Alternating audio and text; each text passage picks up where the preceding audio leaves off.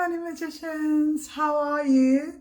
So welcome to episode 47 of the Money Magic Podcast.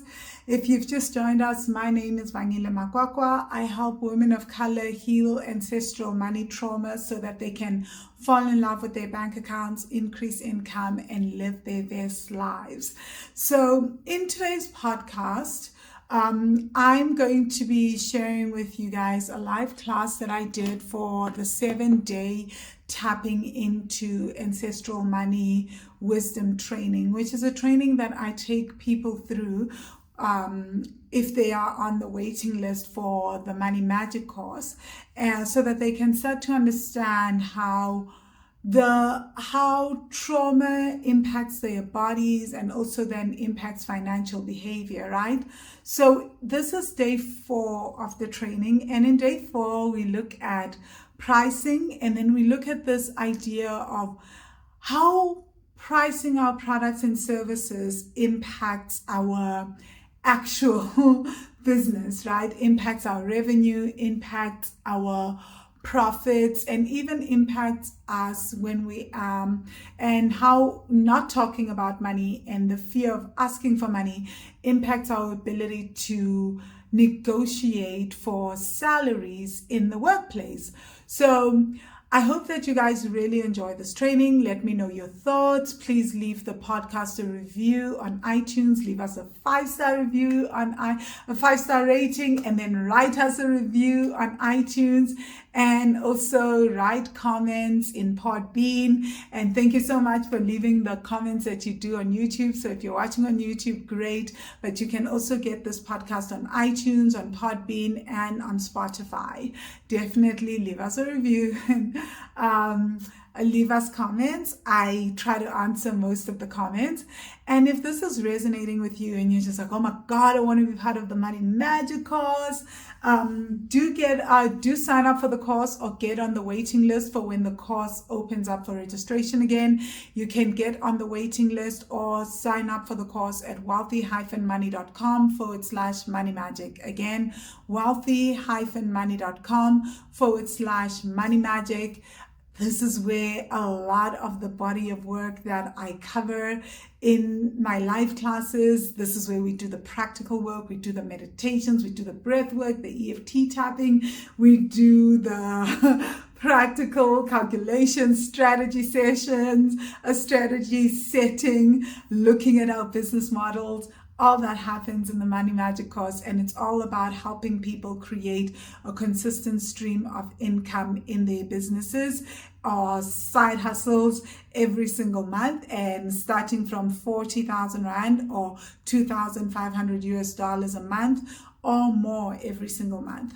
Okay, without further ado, let us start on today's class around the importance of pricing. So today's video and breathwork meditation is on pricing.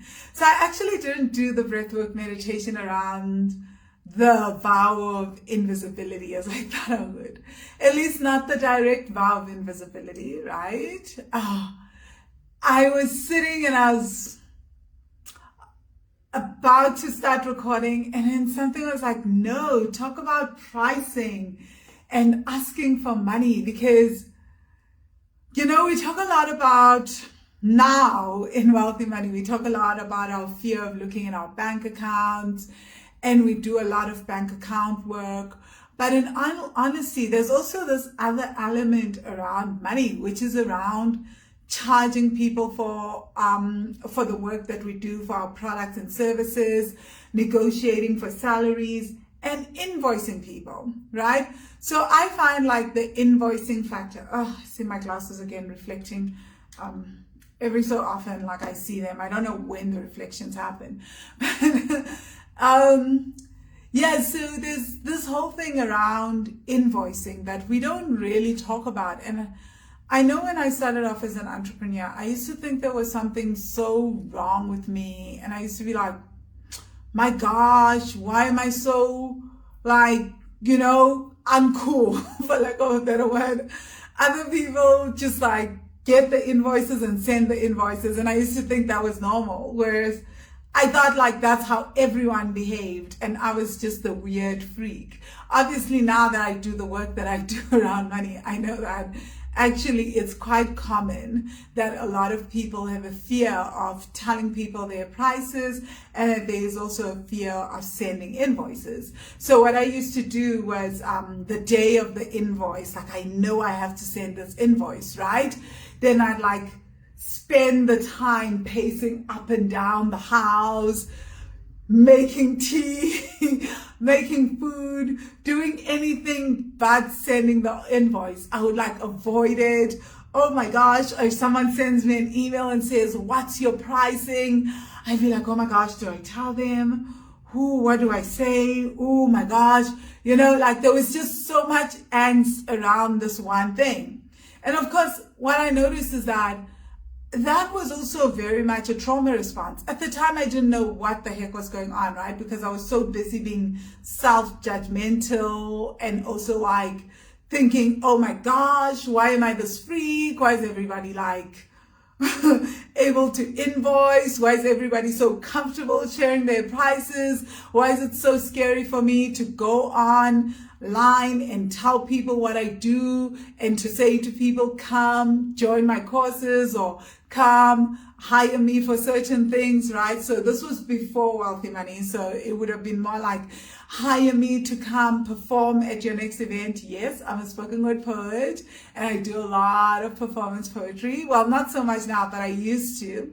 And it was always like, oh my God, how do I say that? I don't want to come across as greedy, or I don't want to make it, and also worse in the arts, right? Because as a writer and also as a poet and like a short story creative writer, all these things, I never wanted to be that person that was like, oh my gosh, I do this writing for money, right? Because there's this thing in the arts community that like you have to do it for the love of it, right? And it's almost like, well, even if you don't get paid, you'll still love it. And I was not like that, right? I was literally like, I want to love what I do, but I love what I do, but I also want to be paid for it. But I was so scared, so scared that like if I actually do start telling people what I do and then I ask for money, people will be like, oh my God, she's only in this for the money, you know? And I felt like, oh, well, people think that I'm a sellout, you know? I'm not here for the arts. And then obviously I started going into the work that I do around Wealthy Money. I mean, I still write. I use all my talents and my skills in Wealthy Money still. And like yesterday, I shared that I'm in the middle of writing a fiction novel and I'm in the middle of recording a spoken word album. So I'm now back to doing all my other art stuff. But I know when I started with Wealthy Money as well, it was the same thing, because now I'm talking about ancestral healing. I'm talking about healing. It's like, oh my God, I'm a healer. I'm talking about healing. I'm talking about the God wound. I'm talking about all these things. Ooh, no, people are going to think I'm not spiritual. I'm just about the money, right? And so there's this real fear. And also because we live in a society that makes us feel like, well, if you're really a true one, right? Like if you're really a true healer and you are really doing the things, then you shouldn't charge much. I've had many healers come to me. There's a lot of healers in the Money Magic course, and a lot of healers will come through and say, yeah, my clients say that I'm the real deal because I don't charge for my services, or I charge literally for like 3 hours, like 1,000 Rand or $100. And I'm like, you're like doing the most in 3 hours, and what you've told me you've done for these people in 3 hours. Wow. You know, and yet that is the measure of healers. And I'm just like, how long do you actually think by undercharging you can keep doing what you're going to do? Because at some point you're going to burn out, right? At some point it's going to be extremely exhausting. As a human being, there's only so much that you can do. But so many of us have been told that, right? Like, if you're a true artist, if you're a true healer, you know, if you're really in this for the love of it, then you don't care about money, right? And now I'm like, No, it's actually because you love it that you should care about getting paid, because the more that you are able to sustain yourself off of the thing that you do, that you really love, and that brings you fulfillment, the more that you will continue to do, right? And you won't be on this like, oh my God, I'm so overwhelmed, I don't have money, so I need to now hold down 3 jobs in order to support this one thing where I give so much of myself and get so little back. Right? So pricing is extremely important. And I also understand, like I just said, I understand very well why it's so hard for us to share our prices, right? Because we want to be considered the real ones. We want to be considered real. Like, honestly, like, I am so real. Like, this is why I can just do this for next to nothing kind of setup, right?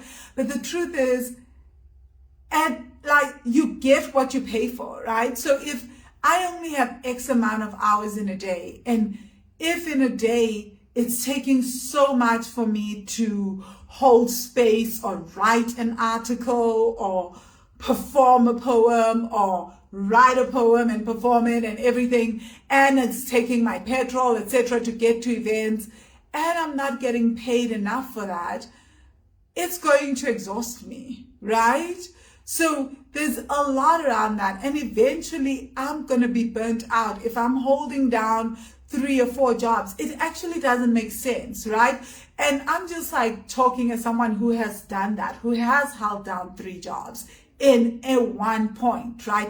All at one time, 3 jobs. So I'd go from one job, go to the next, and I'd never have a rest day. And well, eventually, like, as time progressed, my body got extremely exhausted.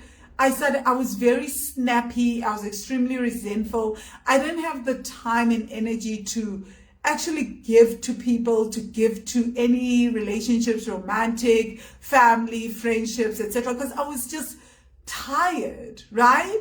And obviously, because my life was revolving around work and I barely felt like I had enough to give to myself in terms of self-care, I ended up extremely depressed, unhappy, etc., right? So all these things started to affect me, right? And ironically, I came up with the brilliant idea to say, ooh, I'm going to go work on a cruise line and I'm going to work 16-hour days. This is true. I did this for 8 months of my life, worked 16-hour days and had 10 hours of rest every 10 days.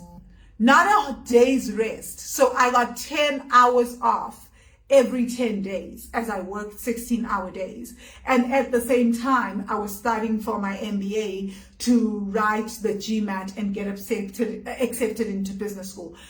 How I got the high marks I got for the GMAT, I have no idea. How I got accepted into schools, I still don't have an idea. You know, sometimes in your life, you're like, that right there was ancestors and God, right? Like, because I was exhausted. I remember sleeping 4 hours a day and having just 4 hours to study these books and to just like know what the heck I was going to write. Somehow I was also making notes. Highly, highly unrecommended, right? Like, so obviously you can imagine I barely had time for relationships. Funny enough, I was also dating at this time and actually relationshiping. I still don't know how I did it. Like, I'm just like, that was crazy. That was wild and insane. But what I can tell you is I was absolutely, most times I remember being irritable. I remember not really being able to hold down a conversation. I was dating a really cool guy, so we actually did get along. I think mainly because like we had a shared interest in arts and music, etc. So that was kind of cool. But for the rest, I actually was not able to spend a lot of time doing a lot of things that I liked. And I guess I could also do it because I was in my early 20s. Trying to do it like I was 22. Trying to do that now, hot mess. Hot mess. I don't think I could ever do it. But so my examples, obviously extreme. I don't know. I went through extremes.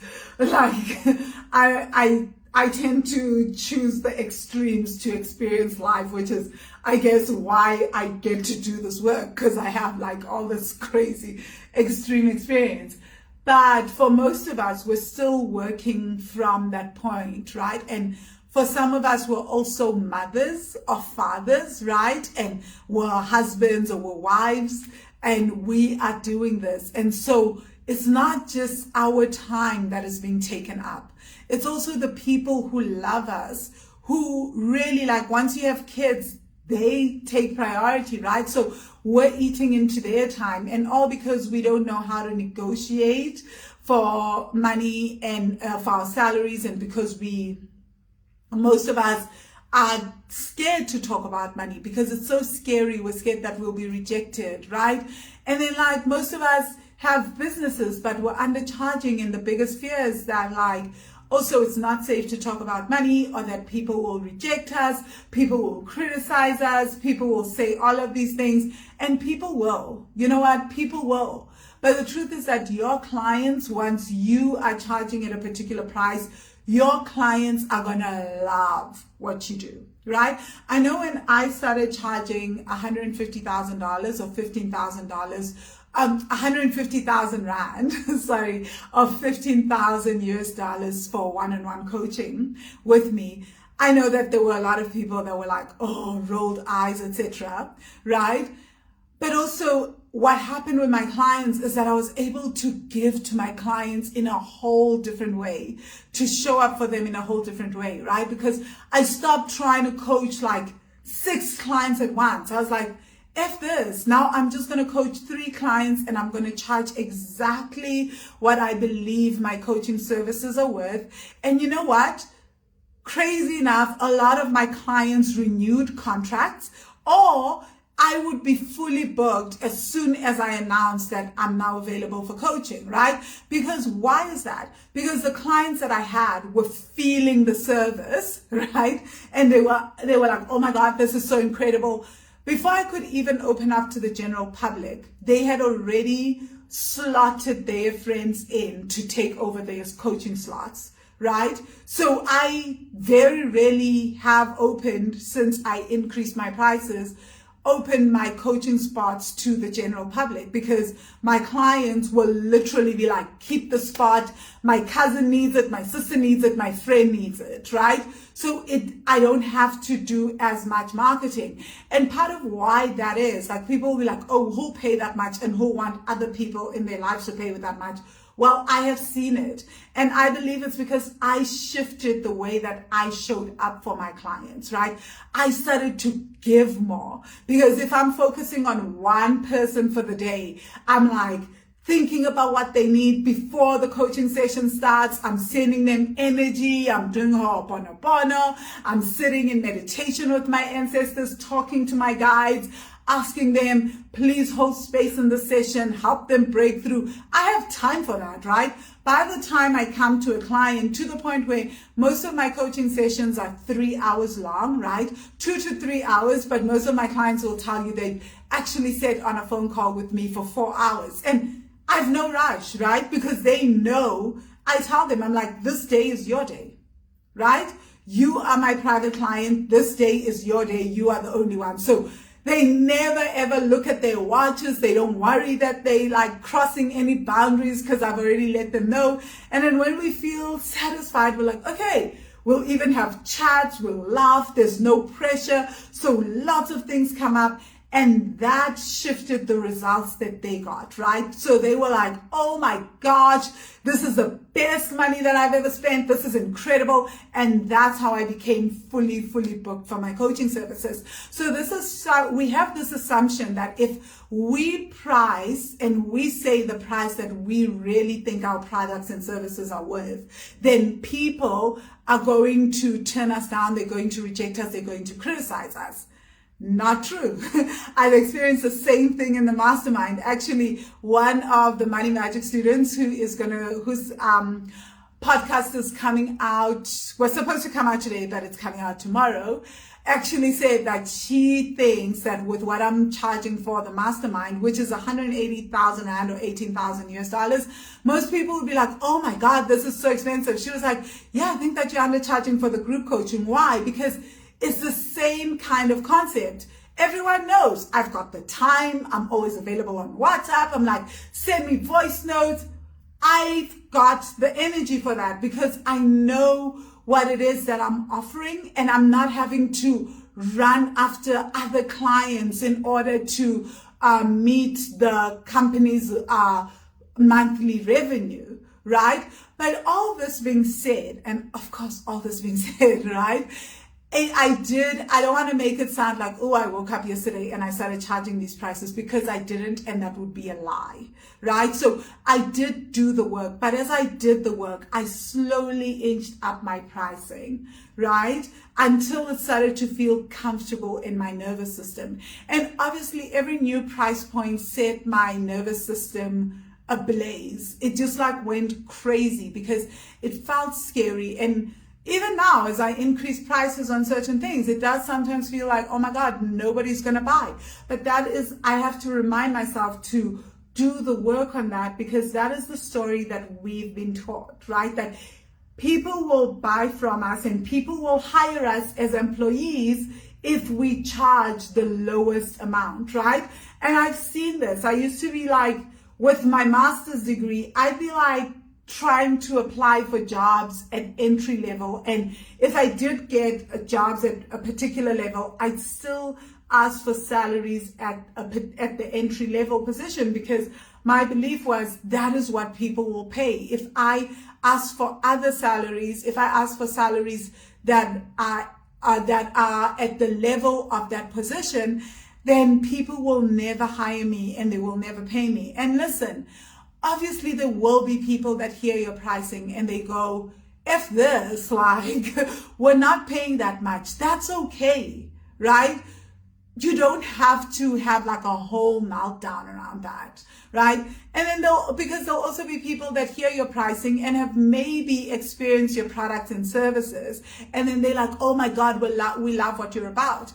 And to be fair, a few people, I would say 80% of the people that pay for my high-end services like the mastermind and the one-on-one coaching have actually experienced my other services before, right? So it is so there is an element of people wanting to test us out, wanting to know what it is that they're paying for, especially if we are charging higher prices. And I feel like that is fair. That is human nature, right? I mean, for me, I make a lot of my buying decisions through the gut, right? So I have paid like insane, I have paid that equivalent amount of money often for coaches and for coaching, just because like I feel like once I've read certain things and I've watched certain videos, etc., and it feels right in my system, I'm like, okay, I will invest at that level. But it has taken a lot of trusting myself, trusting my gut, really understanding what it is that I want out of the service. But for the most part, I am in favor of the fact that people want to first experience you before they pay the higher prices. Now, at a job, for job interviews, completely different, right? Because most people are going from one job to the next. You've held a senior management position before, and then you're going to another senior management position to interview. Even if maybe you've demoted, if you've held that senior level post before, that is proof enough, right?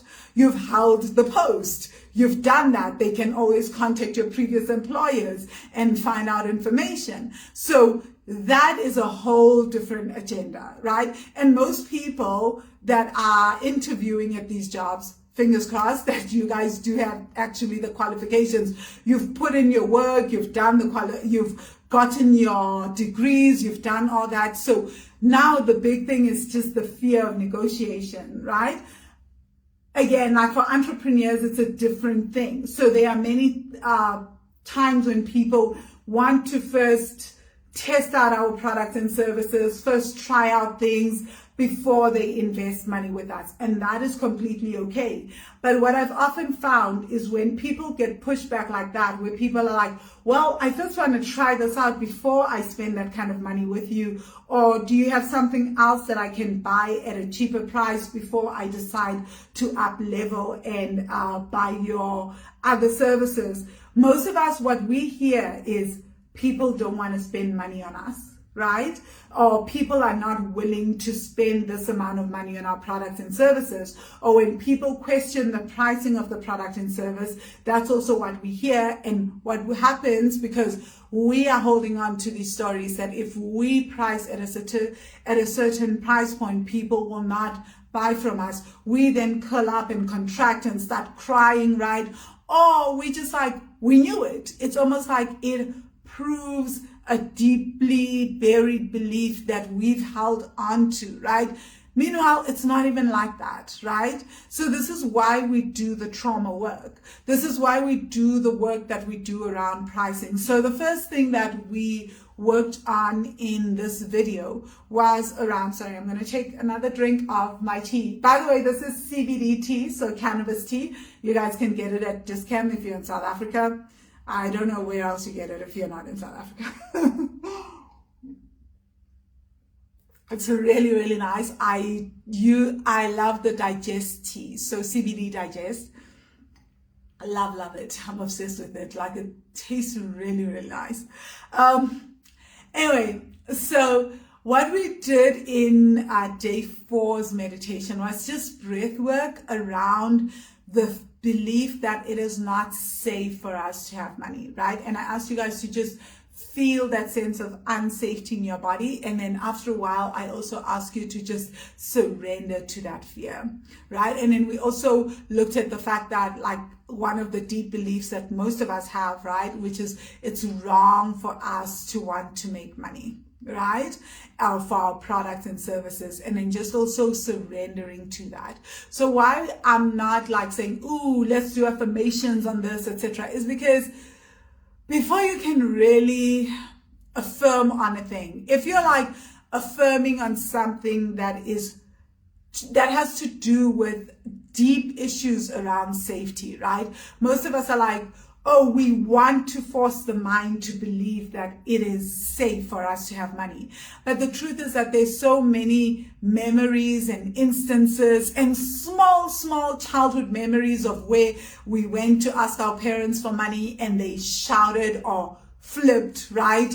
Not even thinking, right? They didn't even realize that that was a trauma. And maybe they did that often enough that for us now, whenever we ask for money, we feel tense, we feel sort of panicked, we just don't feel at ease, right? So even sending invoices or following up with clients to say, hey, do you want to pay me? Like, when do you want to pay me? And having specific dates with clients on payment is really, really scary for us because of that, right? Because what we associate asking for money with like some kind of verbal backlash, right? And so our inner child or our inner teen is constantly bracing for some kind of backlash or fight whenever we ask for money. And so it feels really, really uncomfortable because it makes us it feels like we have to go to war before we can ask for money, right? So if that's the case, the nervous system is in hypervigilance around asking for money.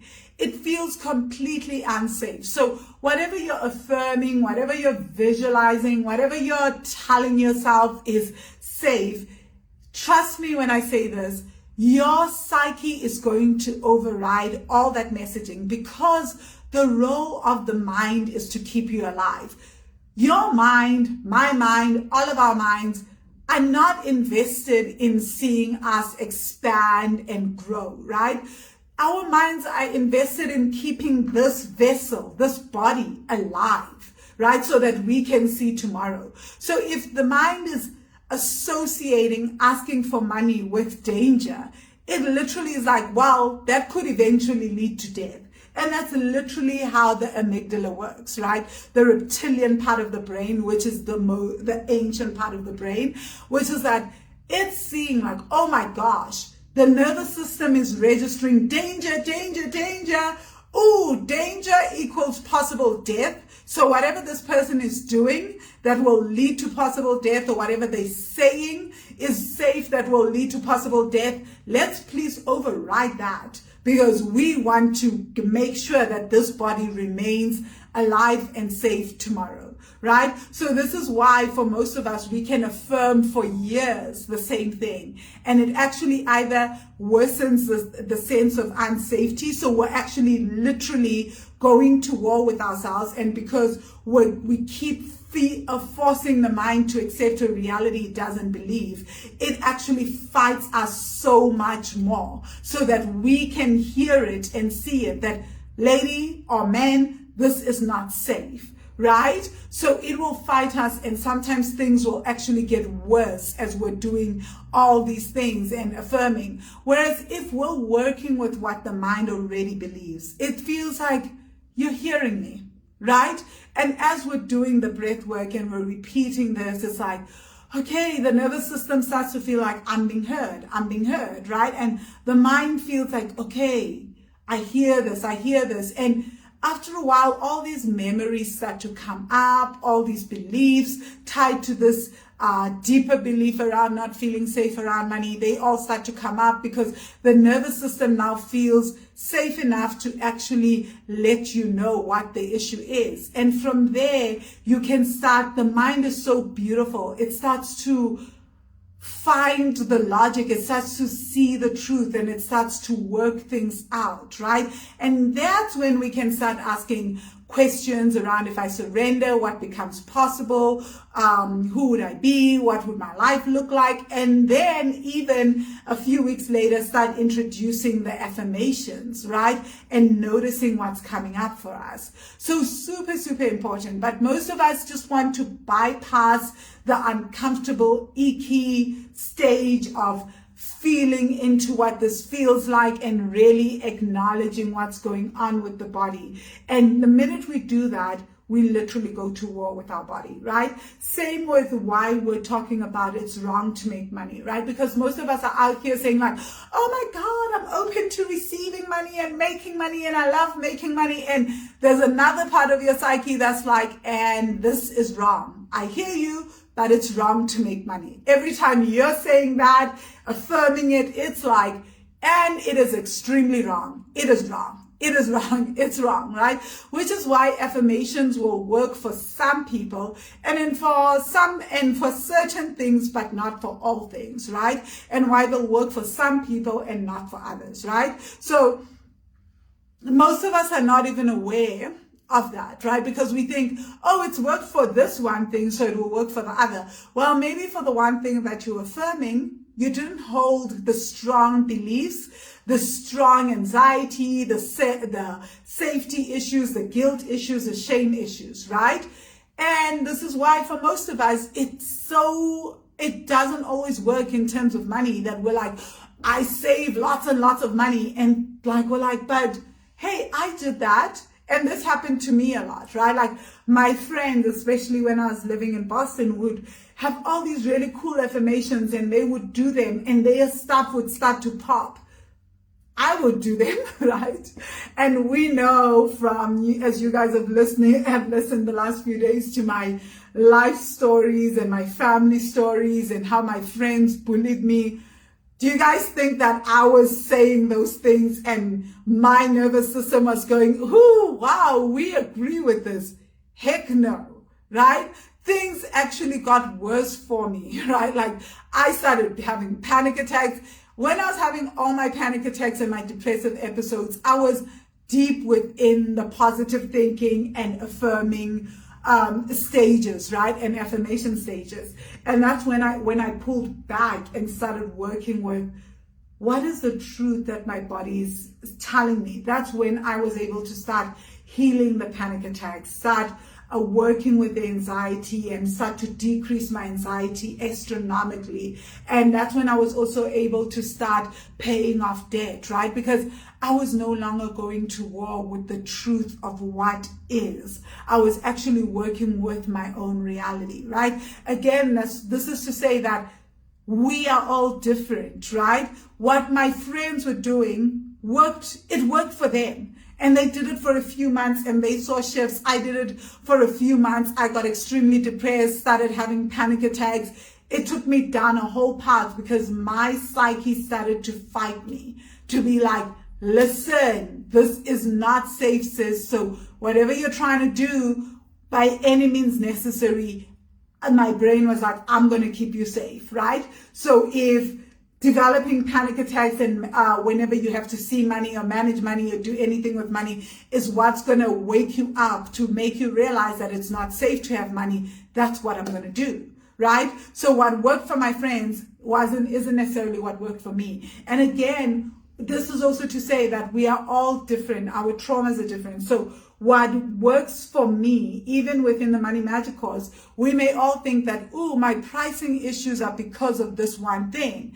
This meditation is one example, right? It's like one of the things that could be causing the issues. And I used the most general because most people resonate with this. And at the base of it, I would say most of the population carries the same story about it's wrong to have to make money, to get paid, and it's not safe to make money, right? So all these things. But there's also other underlying things that, again, I won't know what those are, that may be blocking you even further from pricing your products and services. And it's only when we start to dig deeper and go inwards and start to understand what is going on, right? What is your family story? What is your own money story? What are your past life stuff? What is your ancestral stuff? That we can actually start to weed out. What is your stuff? What are all the different layers that you carry? And for some people, this may be it, right? Which is great. I also think like the majority of people just have, it's subtle, it's small traumas, right? And then you've got others, those of us who have like the deeper stuff, right? So we have to like do a lot more stuff, right? And we have to dig, I don't want to say do a lot more stuff, but because that's the wrong phrase, but what I want to say is we just have to be more cognizant, more aware, and be willing to go just a tad deeper, right? It doesn't mean that our healing will take longer necessarily, or that like we have to do the most, etc. But it just means that we have to be aware that, oh, I may have to go just a little deeper under this layer, right? So I do encourage you guys to keep doing this meditation because, again, as you keep doing it over and over for day 4, more things are going to show up. And I also want to encourage you that as you do this meditation, see what comes up in another 3 days. Try to see if you can go on social media and post your prices. And then how does it feel in your body? Because I always say that this work is very practical work. So wealthy money work and money magic work is very practical work because it's work that once we do the work, we should be able to see at month end, if you're doing the bank account challenge, do I have more money in my bank account? Simple. Then you know that the work is working, right? There's a simple, it's not all like mystical. It's like, yes, we do a lot of spiritual stuff. We work with ancestors. We do a lot of emotional stuff, but that you should be able to track in the physical world. How are the shifts, my financial shifts, right? And finances, it's practical stuff. Like I can go into my bank account and tell you, oh, this month I ran out of money at this point. Or, oh my gosh, yeah, I've got more clients. Look at my bank account. The business bank account registers that more people are paying me money and I've had more sales. So you should be able to track that. So that's what I'm saying. As you do this meditation, keep doing it. If you have a product and a service, right, or you've been dying to ask for a promotion, check in with yourself and see, can I post my pricing online? Can I hop on a call with someone and openly talk about my pricing? And then how does that feel for me, right? How does it feel when people criticize that? Do I shrink? Do I stop? Or can I go back the next day and keep talking about my prices and keep posting about my products and services. So you want to be able to see your progress by actually doing the actual practical work that we're doing the meditations around, right? So that is the measure of whether or not this is working, right? So in the same way as you are working with your strategy, you want to be able to say, oh, before I did day 2's meditation and before I did the day 3 class, I didn't have an idea of where I was going to start with selling this product and service. But now I can actually see a sort of strategy, maybe not the full strategy, but I can see the skeleton of the strategy, right? And I'm actually starting to think and see some of my own strengths and weaknesses in business. This is how we measure if the work is working or not, right? It's not for just, oh, this is so amazing, I feel so spiritual.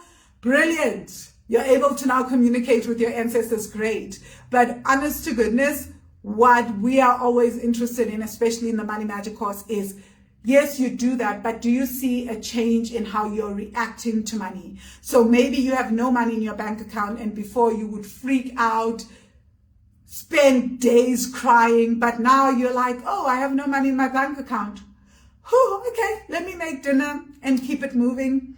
And your mind is not losing its balance, right? That's when you know that, oh my gosh, there's a shift in this work. Because before I would spend a whole week just worrying about my bank account, and now I spend a day or two, and then after a few days, I'm like back to center and I continue working and I don't lose focus. That's how you know that the work is working, right? That is an example for people that have done the bank account challenge, right? So if you've done the bank account challenge, then you know what I mean by that in terms of like working on your bank account and your savings. But with this income work, you can just do the small tests around some of the things that we've been doing the last few days. And I would really, really love to hear what's coming up for you guys. What are some of your aha moments?